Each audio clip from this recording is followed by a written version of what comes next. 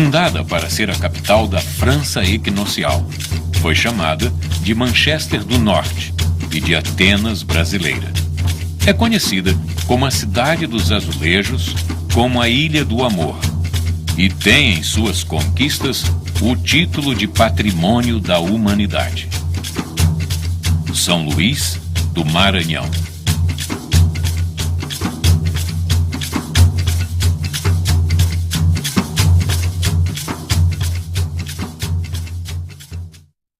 Disputada por franceses, holandeses e portugueses, São Luís nasceu como uma cidade fortificada.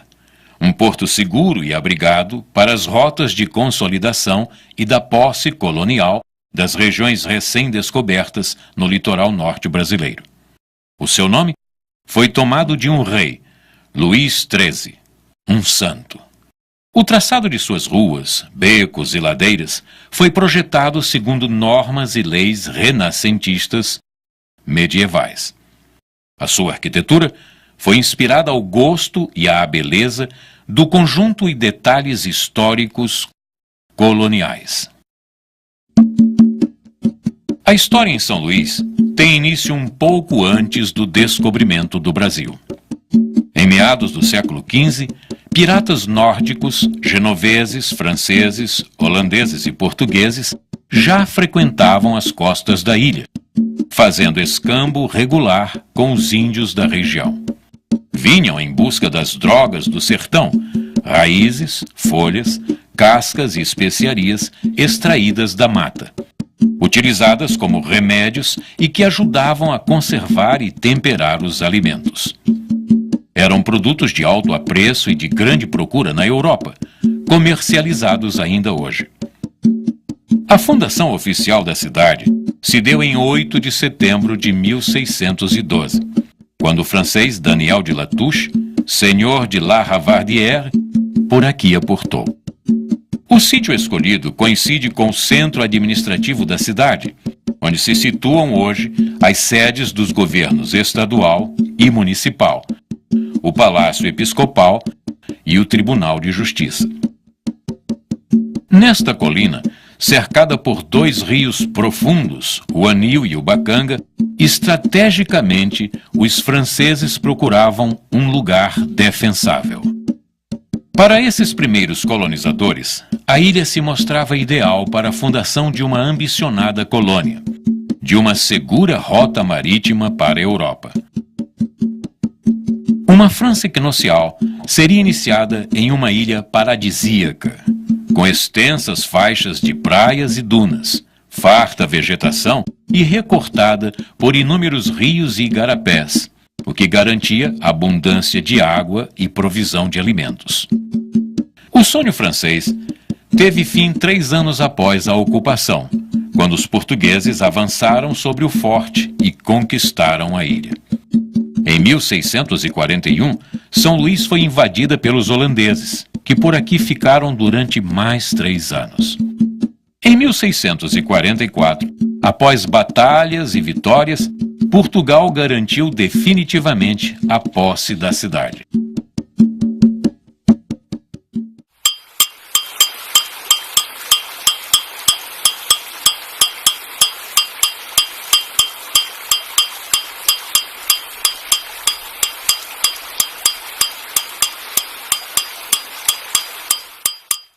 Estima-se que, no fim do século XVII, tenha surgido o primeiro plano urbanístico de São Luís, elaborado ao molde das ordens filipinas, adotado na América Espanhola. Iniciada como uma fortaleza, a nova cidade ultrapassou a muralha e se espraiou pelo território. A predominância da ocupação militar inicial foi sendo diluída pela incorporação de outros usos civis e religiosos. Projetada pelo engenheiro militar português Francisco Frias de Mesquita, São Luís foi idealizada em traços regulares, o que ainda hoje se faz presente na forma da cidade.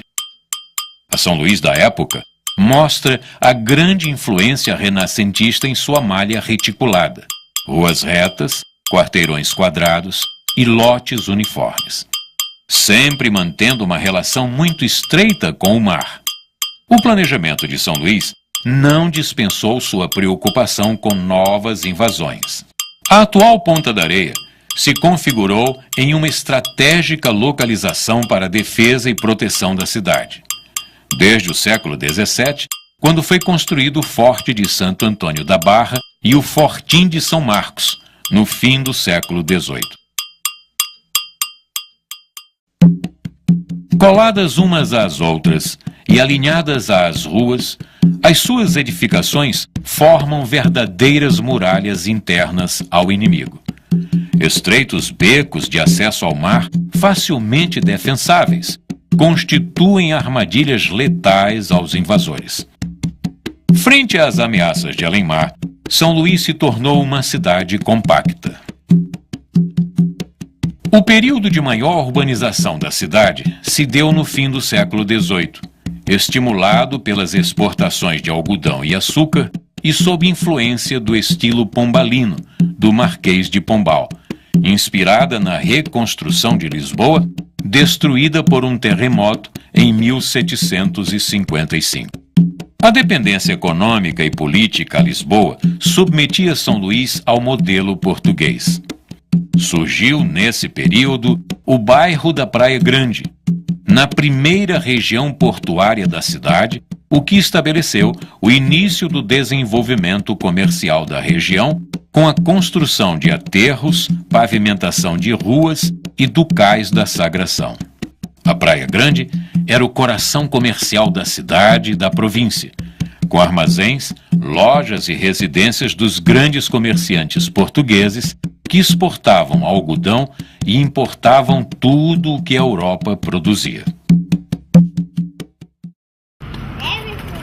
Deixa eu subir pra Tisa!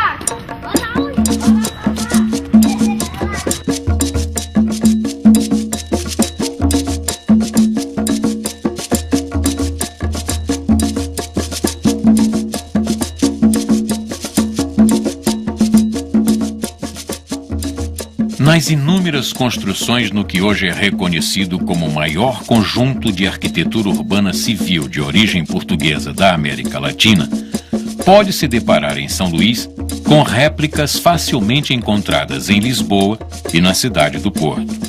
O ritmo das janelas, os balcões trabalhados em serralheria, as portas com bandeiras de ferro e a forte presença de azulejos identificam os valores patrimoniais do acervo da arquitetura tradicional lusitana. Encimando os casarões, os mirantes surgiram como uma característica própria às condições climáticas da ilha, quentes e úmidas, sujeitas a chuvas muito fortes. Nas fachadas sem azulejo, o colorido natural dos tons fortes e quentes, com predominância do ocre, amarelo, vermelho, das portas e dos telhados de barro, torna-se uma mistura provocante. Um colorido exuberante e que produz uma policromia atraente na vista aérea da cidade. São Luís possui um conjunto arquitetônico e urbanístico com mais de 5.000 imóveis históricos, com destaque para a arquitetura colonial. Esse conjunto acha-se assentado em um sítio de 220 hectares, com um traçado de 350 anos quase inalterado. O traçado urbano no qual está inserida essa arquitetura foi reconhecido e a cidade ganhou um novo status, uma nova identidade que vem sendo defendida e preservada. São Luís, cidade colonial. A manutenção desse traçado foi um dos fatores preponderantes para que São Luís recebesse, em 1997, o título de Cidade Patrimônio da Humanidade. São Luís entrou para a história do descobrimento do Brasil como a única capital que não foi fundada por portugueses, mas, curiosamente, se transformou na capital mais lusitana do Brasil.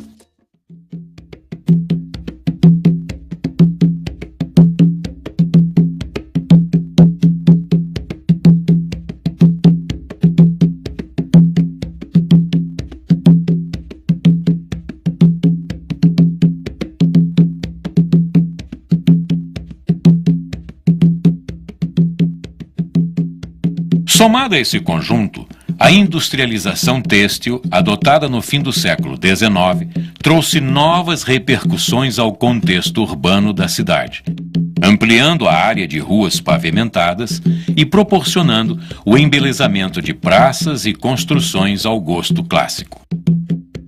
Na virada do século, a representação da cidade colonial passou a conviver com as de Manchester do Norte, refletindo os investimentos da elite econômica em face da inviabilidade agroexportadora das sucessivas leis abolicionistas.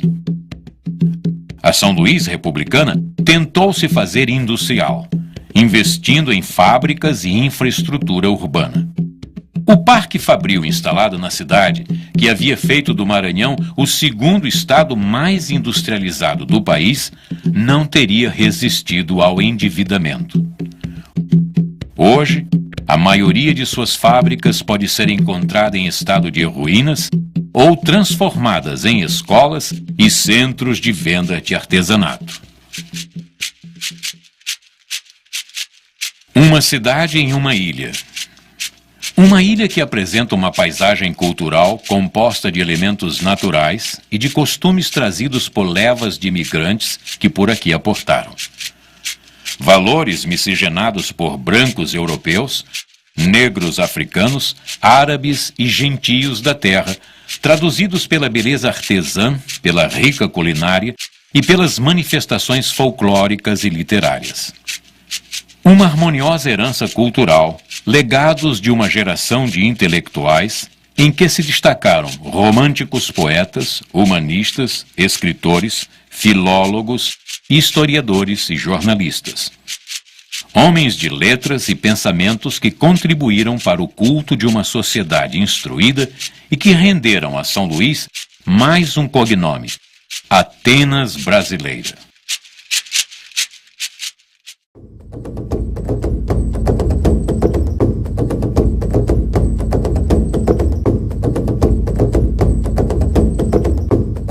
Neste ponto, outrora isolado da costa nordeste brasileira, a 2 graus da linha do Equador, um povo extraordinário se desenvolveu e se tornou único. Crenças religiosas encontraram sua expressão na música, na dança, na arte e nos rituais criados para agradar a deuses e aplacar os demônios do reino espiritual.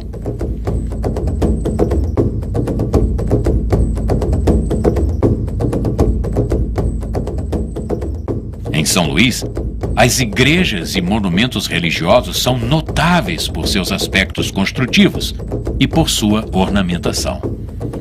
Suas edificações datam e guardam passagens históricas do início da colonização.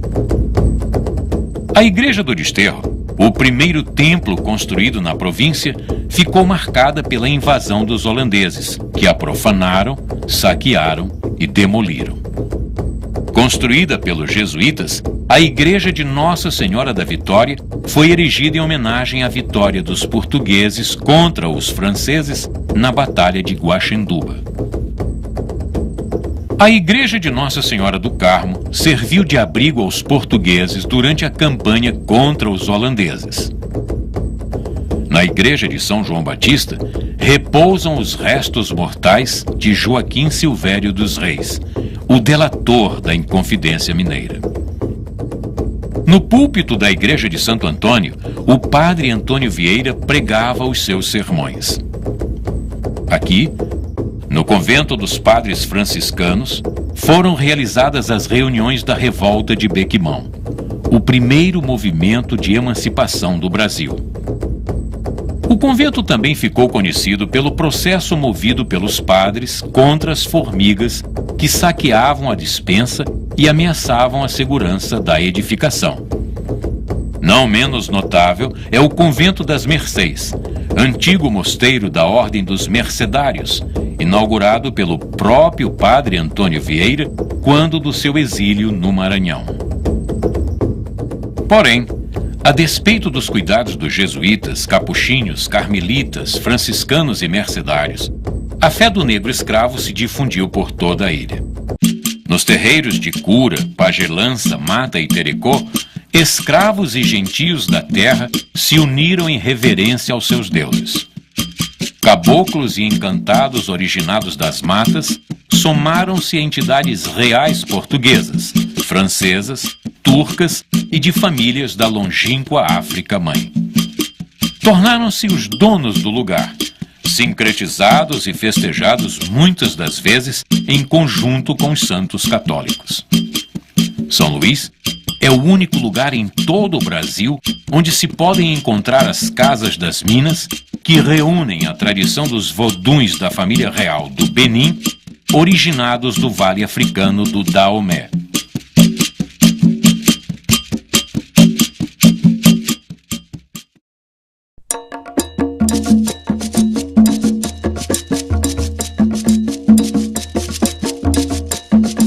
Nessas casas, toques de tambores cultuam tanto os voduns e orixás africanos quanto os caboclos surgidos nos terreiros brasileiros. São festas e cerimônias que duram noites e dias inteiros, em alguns casos, atreladas ao calendário cristão. Nelas, as entidades são organizadas em nações e famílias. Os voduns são as entidades da encantaria africana, as mais antigas e prestigiadas. Os gentios são os encantados da nobreza europeia, geralmente cristãos associados a orixás e a santos católicos. Os caboclos são as entidades associadas aos mares, aos rios e às matas.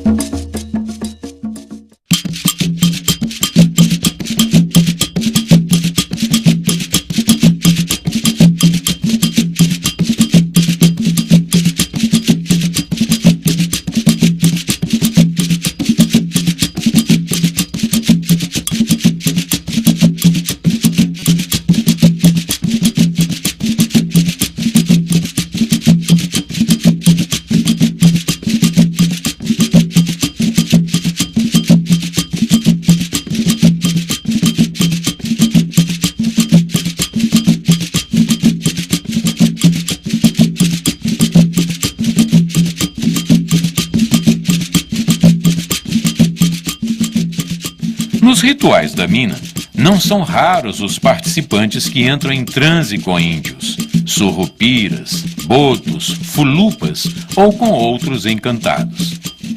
O transe é um estado alterado, como a hipnose, quando os espíritos dos encantados se apossam dos médiuns, que entram em contato direto com o mundo espiritual. É genuíno, é quase sempre alcançado. Enraizados em cultos de magia antiga e estimulada por rituais de religiões místicas, ao anoitecer, não poderiam faltar a São Luís as lendas e histórias de assombrações. Uma delas profetiza o fim da ilha onde está assentada a cidade. Segundo a lenda, uma grande serpente habita um dos vários túneis que cortam seu subsolo. Misteriosos, a origem desses túneis ainda desperta controvérsias entre estudiosos e a população. Para uns, não passam de tradicionais sistemas de escoamento de águas pluviais. Para outros, seriam rotas de fuga para padres ou vias de conexão entre as suas igrejas. O certo ou duvidoso é o que o imaginário popular os considera como a morada de uma grande serpente que um dia irá afundar a ilha. Alguns contam que a tal serpente se estende em sono profundo pelas entranhas da cidade. A sua cabeça estaria sob os pés de Nossa Senhora da Vitória, no altar da Igreja da Sé, o rabo nos confins do túnel do Ribeirão. No dia em que a cabeça e o rabo se encontrarem, será o fim da ilha, que afundará no mar. Outra lenda tem origem no culto sebastianista, que ainda sobrevive no Maranhão. Sebastião, rei de Portugal, teria sumido em uma batalha travada em Marrocos contra os mouros, sem deixar herdeiros. Sempre esperado pelos súditos, o rei teria aparecido nas praias dos Lençóis maranhenses, encantado sobre a forma de um touro, divinizado como Vodun Chapanã. Chapanã, o rei, teria tido um breve romance com Iemanjá, a rainha do mar. Dessa união, nasceu a princesa Ina. Como pai zeloso, o rei teria dado à sua filha um castelo. Um castelo na praia do Boqueirão, antiga região de quilombos, onde hoje está sendo construída a zona portuária do Maranhão. Por conta do sacrilégio, vários acidentes e dificuldades encontrados durante a construção e operações no porto são creditados à insatisfação das entidades do lugar. Porém, a mais terrível e assombrosa história ocorre entre as ruas e os becos históricos de São Luís, em noites solitárias e não menos tenebrosas. Falam de uma velha senhora, Dona Ana Jansen, que percorre essas ruas em uma carruagem antiga, puxada por mulas sem cabeça ou por cavalos que soltam fogo pelas ventas. Essa senhora teria sido uma dama rica e poderosa, dona de inúmeros escravos. Diz a lenda que teria sido muito má com seus escravos, que muitos deles jazem emparedados ou atirados nos poços dos vários casarões que acreditam terem pertencido a ela. Dona Ana Jansen, por seus pecados, foi condenada a vagar pela cidade até que um dia alguém se apiede de sua alma. Encantos e magias. O povo é o dono da festa, quando o sagrado e o profano se misturam. As festas juninas por aqui guardam um caráter de celebração muito particular em relação ao resto do país. A magia, a beleza plástica, o envolvimento apaixonado de quem participa diretamente dos rituais e das representações conferem uma atmosfera quase religiosa. São João é o santo inspirador. As festas marcam uma ecumênica influência cultural dos colonizadores e colonizados. Estão na alma da população. A grande ópera popular que se instala na ilha tem muitos sotaques. Bumba Meu Boi, tambor de crioula, cacuriá, lelê, dança do coco. Nesse painel diversificado, o Bumba Meu Boi se distingue como composição dramática que o aproxima dos autos medievais. Tem drama, tem música, tem enredo, personagens alegóricos e diálogos. De longe, o Bumba Meu Boi é a manifestação cultural mais importante de São Luís.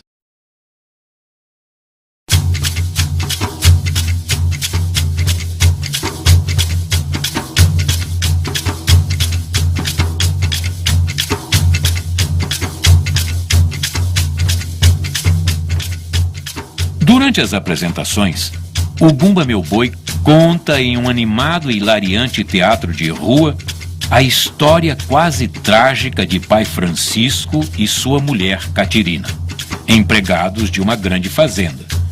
Catirina, grávida e desejando comer língua de boi, induz o marido a matar Mimoso, o novilho mais querido do patrão. Sabendo do furto, o senhor ordena que vaqueiros e índios descubram toda a verdade. E assim, o autor do crime é capturado.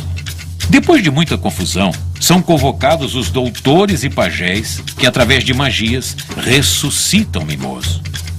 Francisco é então perdoado e os brincantes entoam cânticos de louvor com danças em volta do animal.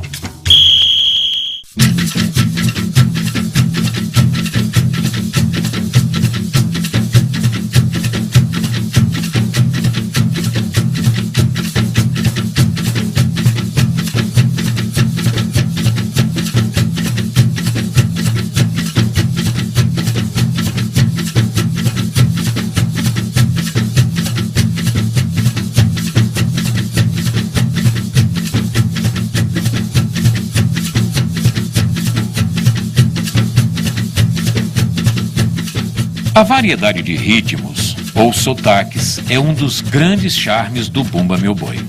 No sotaque de São Luís, a base instrumental são as matracas, pedaços de madeira, e tambores de grande diâmetro, os pandeirões.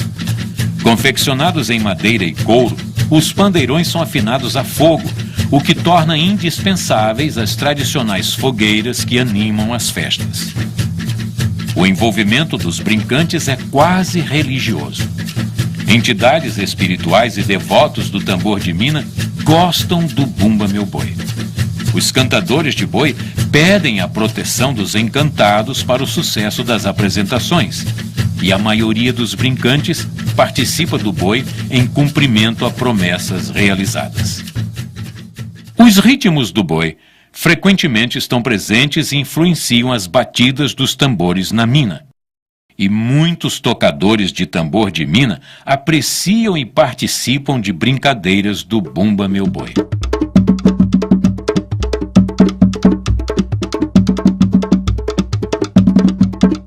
Ambos se misturam para a criação de um novo folguedo, o tambor de crioula.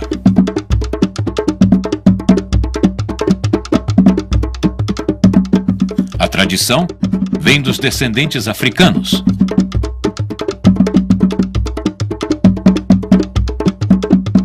O tambor de crioula é mais uma manifestação tipicamente maranhense. Divertido e contagiante, pode ser visto em qualquer época do ano em São Luís. A temporada dos festejos juninos é uma das mais propícias para se apreciar a brincadeira. O batuque é executado por homens, enquanto as mulheres dançam em círculo, fazendo girar suas saias rodadas. É uma dança sensual e excitante. É uma dança de sedução. O ritmo é marcado por 3 tambores e por cânticos improvisados ou conhecidos. Cada tambor tem uma função bem definida. O pequeno ou crivador faz o repicado. O médio, meião ou socador marca o ritmo. O grande ou roncador faz a marcação para a umbigada, o ponto alto da dança. É quando a dançarina deixa o centro da roda e choca a barriga com quem a substitui. A punga é uma forma de convite para que a outra dançarina assuma a evolução no centro da roda. A umbigada representa uma passagem de energia do ventre com desejos de boa fertilidade e saúde aos rebentos umas das outras. No início, o tambor era utilizado para comunicação, para o treinamento de capoeira e com o tempo foi adotado para festa e brincadeira. Difundido pelas senzalas maranhenses, contam que se originou com um certo Benedito, um escravo e cozinheiro que costumava roubar comida para alimentar e ajudar os negros que haviam sido castigados no tronco. Por seus feitos corajosos, driblando feitores e senhores, depois de sua morte, foi transformado em santo e em padroeiro do tambor de crioula. Por isso, em algumas vezes o tambor de crioula é usado como pagamento de promessas a São Benedito, que representa o vodum daomiano Toi Averequete. Assim, homenageia um negro que alimentava e ajudava aqueles que precisavam.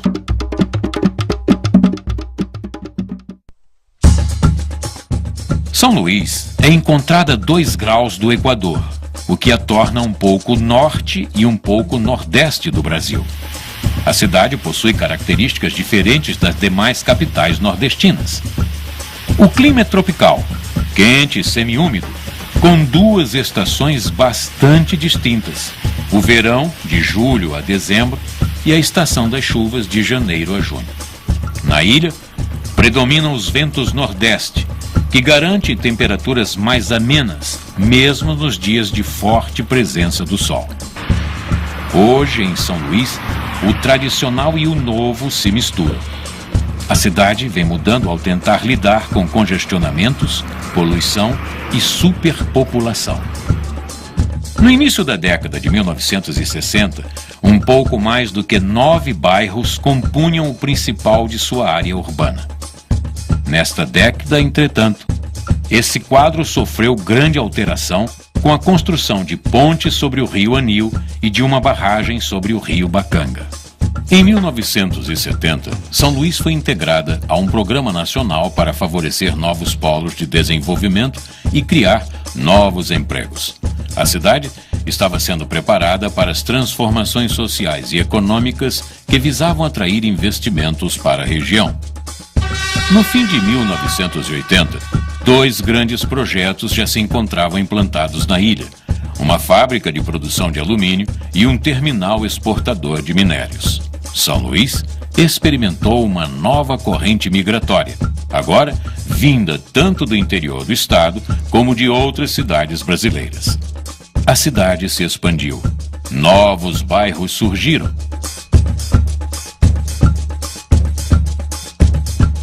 O antigo projeto português se viu acrescentado, a partir de então, de grandes obras de arte da arquitetura moderna.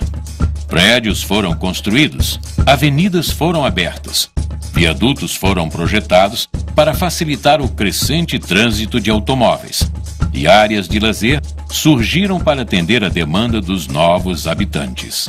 Margens de rios e lagoas foram urbanizadas e transformadas em campos de lazer e de passeios em meio a manguezais centenários. A orla marítima ganhou uma avenida com bares, pontos de reunião e calçadão. O centro histórico foi circundado com um anel viário para acesso e disciplina do trânsito interno. São Luís se tornou moderna. Seus efeitos se tornaram profundos, mas os seus moradores vêm se adaptando bem. Mesmo vivendo em um mundo mais moderno, eles se mantêm fiéis às poderosas tradições que dão sentido às suas vidas. Alguns temem o fim dessa rica cultura, mas os ludovicenses bem sabem selecionar o que desejam das novidades, sem abandonar os seus hábitos antigos. Existe uma crescente conscientização dos habitantes de São Luís sobre o valor inestimável de sua cultura e potencial vulnerabilidade. Enquanto estiverem unidos pelos laços da comunidade, dos rituais religiosos e da lealdade ancestral, São Luís permanecerá uma ilha de beleza, crenças e história. E eu canto é porque posso. Ô, vivo! Oh, meu Deus, porque meu talento dá. Ô, vivo! Aê, tenho força na garganta, mano. Ô, vivo! Oh, meu Deus, que só não vi nada mal. Aê, viva a São Benedito. Ô, vivo! Ô, viva a São Benedito. Ô, vivo! Ô, meu Deus, Aroeiro. Vivo! Ô, meu Deus, não perco o meu natural. Vivo!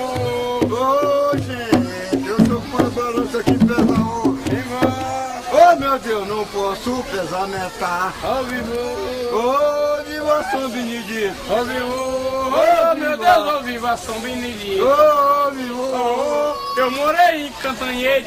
Ó meu Deus, de lá tive que mudar. Aí eu cheguei lá no Miranda. Ó meu Deus, lá eu não pude ficar. Mudei pra Tapecuru. Ó meu Deus, tive que me retirar. Ah, tô morando no Cantagalo Negro. Ô, meu Deus, que lá é o meu lugar. Aê, viva São Benedito. Ô, meu Deus, ô, viva São Benedito. Ô, morava em Santa Rosa. Mas sou obrigado, eu vim mudar. Eu arranjei uma mulher. Ô, gente, aqui nesse tremedal.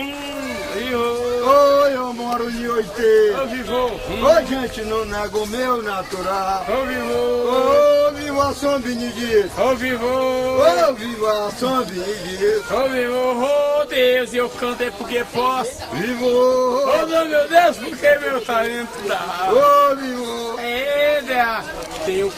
Tenho força na garganta. Ô, meu Deus, que só não vi nas aparas. Ô, viva São Benedito. Eu não tenho força na garganta. Ô, gente, mas tem força no gargular. Ô, eu